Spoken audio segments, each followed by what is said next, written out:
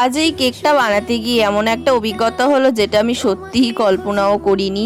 সকালে যখন কাজ শুরু করলাম সবকিছু একদম ঠিকঠাকই চলছিল, কিন্তু কেকটা যত শেষের দিকে এগোতে থাকলো ততই একটার পর একটা ছোট ছোট সমস্যা শুরু হতে থাকলো।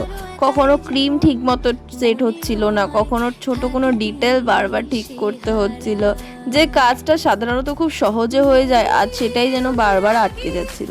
সত্যি বলতে আমি আগে এইসব নিয়ে খুব একটা ভাবতাম না, কিন্তু আজ মনে হচ্ছিল এত সুন্দর একটা কেক বানাতে গিয়ে যেন বারবার কোনো না কোনো বাধা আসছিল। অনেকেই বলেন খুব সুন্দর কিছু হলে মানুষের নজর লাগে, এটা সত্যি কি জানি না, তবে সেটা আজকের অভিজ্ঞতার পর কথাটা আমার মাথায় বারবার ঘুরছিল। তবুও আমি হাল ছাড়িনি, প্রতিটা ভুল আবারও ঠিক করেছি, ধৈর্য ধরে কাজ করেছি, কারণ আমার কাছে প্রতিটা কেক শুধু একটা অর্ডার নয়, কারো বিশেষ দিনের একটা সুন্দর স্মৃতিও হয়ে যায়। শেষ পর্যন্ত যখন কেকটা পুরোটা তৈরি হলো তখন মনে হলো যতই বাধা আসুক, যদি মন দিয়ে কাজ করা যায় তাহলে শেষটা সুন্দরই হয়। আর এই কেকটা দেখে তোমরাই বলো, এত পরিশ্রম কি সার্থক হয়েছে?